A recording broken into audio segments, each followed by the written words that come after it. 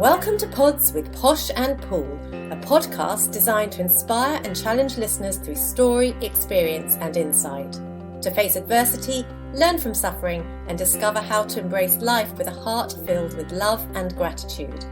We are so thrilled to have you journey with us and can't wait to share your stories. Join Sue O'Callaghan and Joanne Webb as we disrupt the theory that everyone has perfect lives. Hi Sue, it's day 21. How are you doing? Day 21 of COVID lockdown. I'm okay actually. It seems a long way in, I have to say, by now. It sure does. And today we've decided to talk about the lovely topic of disappointment. And I was just reading up on disappointment before we came on. So disappointment apparently is sadness or displeasure caused by the non-fulfillment of one's hopes or expectations. Did you write it down too?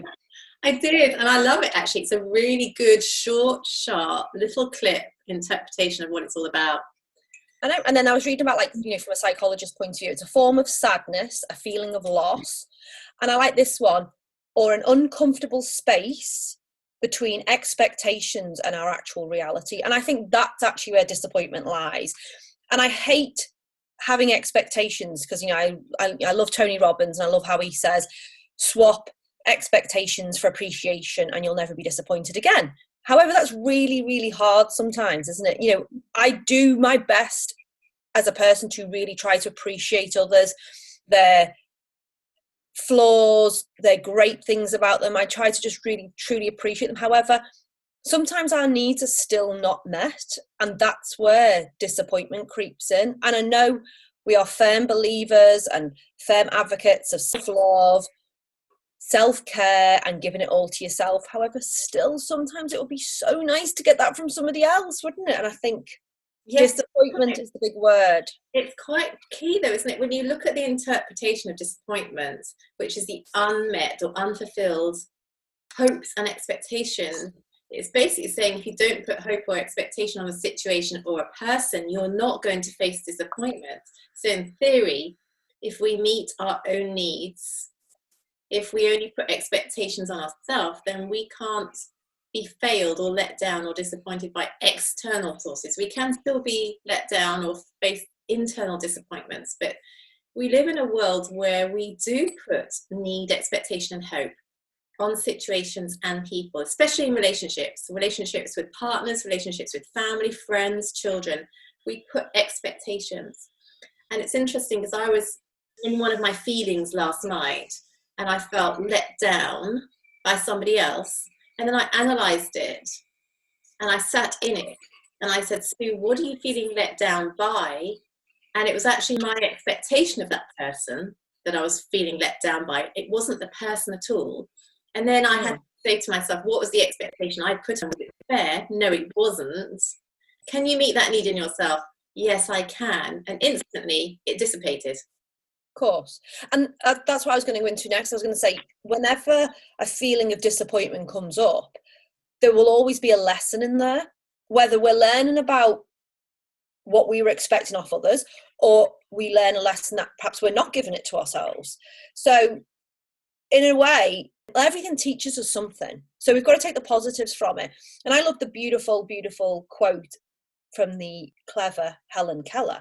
We would never learn to be brave and patient if there were only joy in the world. And it's true, everything teaches us something. It does, but then ultimately, do we look for that joy in external circumstances and other people? Do we look for them to make us happy in the situations to give us pleasure?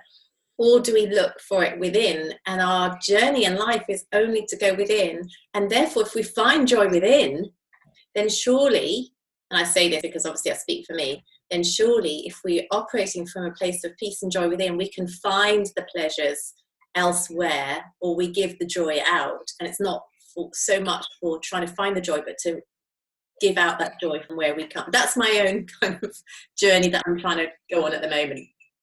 But that's what I mean. And life is a journey. We talk about this bloody onion and being layers and layers and layers because we think we've learned something, and then all of a sudden, boom, we face disappointment yet again. We think we are practicing self-care. We think we are practicing self-love. We think we've got to this place of inner peace and tranquility.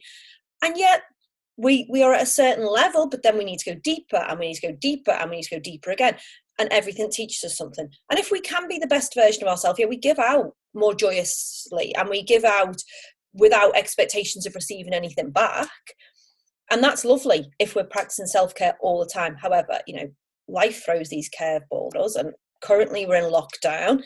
I think people are facing a lot of stuff right now. It's very, very confronting. Like, I just want to go and hug everybody. I'm disappointed in my lack of physical contact with people. I'm disappointed. You were saying earlier, weren't you, when lockdown is over, you're just going to go and hug everybody. Do you think the whole world is going to go and hug everyone? And I said, no, joke. That's one of your 5 love languages, but it's not everyone else's love language. So I think lots of people are going to be in fear the minute you're released. I did say to this man in the supermarket yesterday, who I do know, we're not very close, but he was kind of pretending to give me a virtual hug from across the aisle. I pretended to give him one, and I said, I'm going to hug everybody when I'm out of here.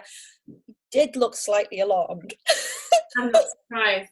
Those love languages are quite interesting, aren't they? Because through the love languages, we then put need and expectation on other people. For example, if your love language is touch, you would expect people to respond by hugging you. But if it's not your love language, it might be that people are quite afraid of intimacy and touch. So your love languages do explain a lot about the need and expectations you put on other people. Is it that you need their time, but their love language is spending money on you?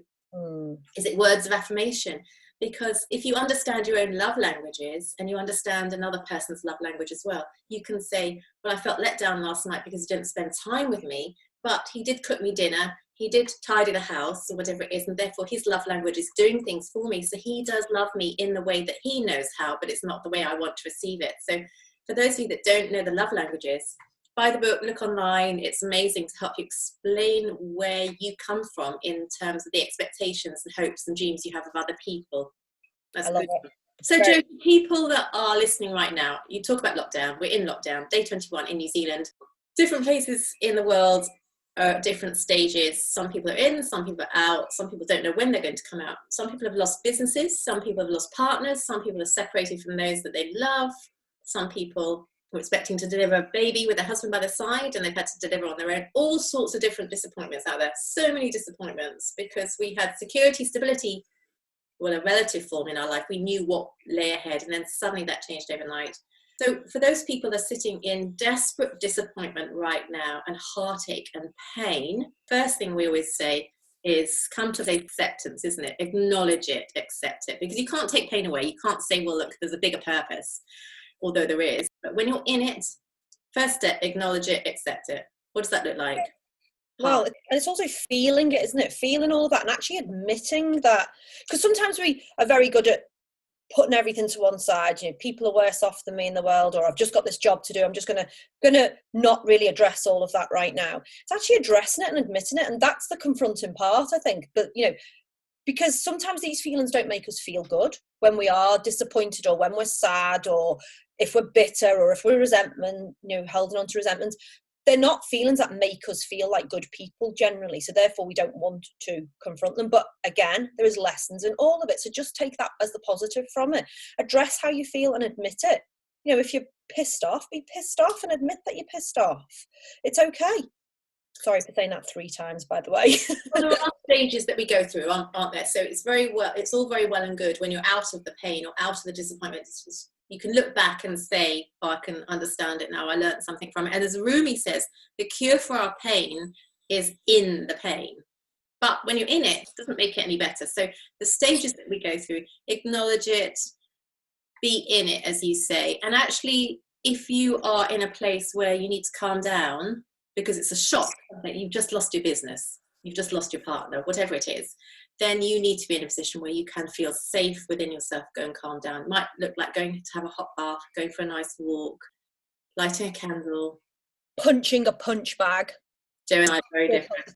Preferably a punch bag, not a person. No, never a person, a punch bag. And if you haven't got a punch bag, go and punch your mattress or your pillow. It's so liberating. Just gets out all of this pent-up energy. Punch it. This is a personal fitness trainer speaking here. Yes, and I have got a punch bag in my garage, and I sometimes just go out and kick it. Well, that's good. That's great, because all that feeling and emotion is inside, isn't it? Yesterday we were talking about whether we cry or whether we get really angry at situations when we're frustrated. We're all sorts of different people, introverts, extroverts, whether you need to get it out, whether you need to bury it in. It's much healthier to get it out. If you bury it inside, it's going to come out another way. It's going to come out in a passive aggressive form of anger. It's going to come out in sadness. It's going to come out in depression. It's going to come out. It's better to get it out. And if you're not a sort of person that can punch a punch bag, what can you do, Jo? Sing, dance. Put some music on and dance. It's a great one, isn't it? I've done that quite a lot. Put some music on and just be inspired to just let yourself go, get it all out. Dancing's great. Yeah. Accepting disappointment, because, you know, we can get disappointed over the silliest things. You know, I get the kids to do a job, and sometimes if they haven't vacuumed the way I want to, I have been disappointed in the past. Whereas now you turn it around and go, they've actually vacuumed. Let's appreciate that. Try to do that appreciation. It is difficult, and sometimes we are just disappointed. So just accept that as well. And what you're saying is take action, because if you've just lost your job or been given notice, or you don't have an income, you've got children to feed, you've got a mortgage to pay, rent to pay, that's really disappointing. And that's life or death. That's survive or not survive. So take action. Go on the internet, do some research, get your CV together, apply for an online job. There's things you can do to take action. And although it might not present that there's an immediate job there, what it does is it makes you feel re-empowered, because you're in control again, where you had lost control of the situation. So take your control back in a way that you take action and do something. You're proactive. Because equally, I mean, all of the above is very scary. You know, anything about the unknown is scary. It just triggers that within us. Even if it's really small things, it triggers fear.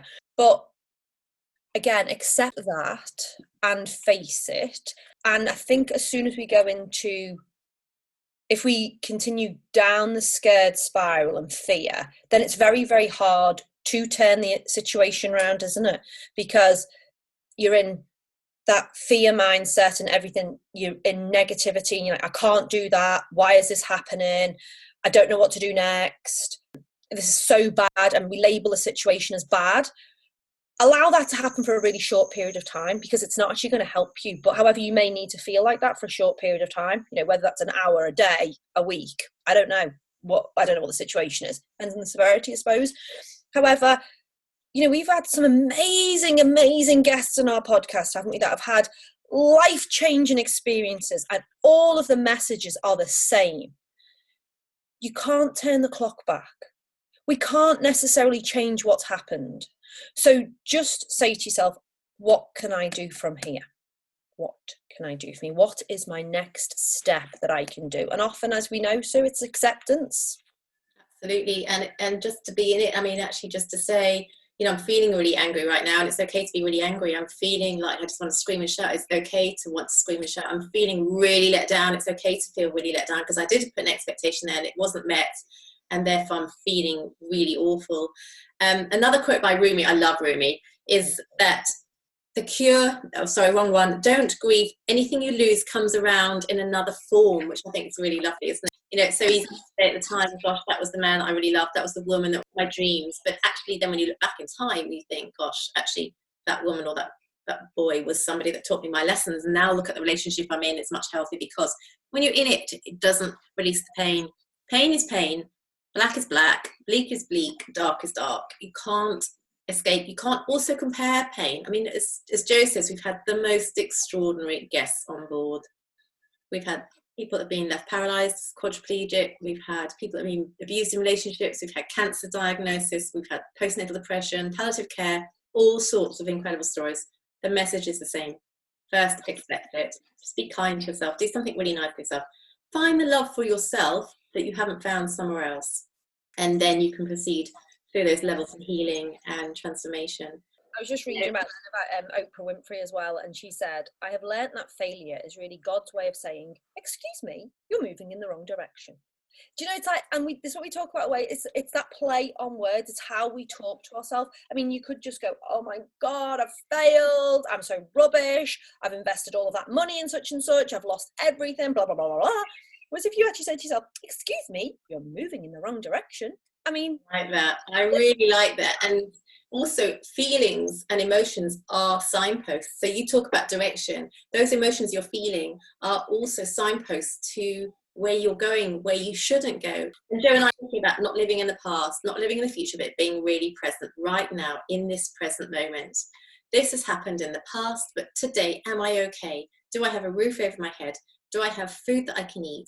Do I have opportunity that I can create for myself into the unknown? Yes, I do. Can I love myself today?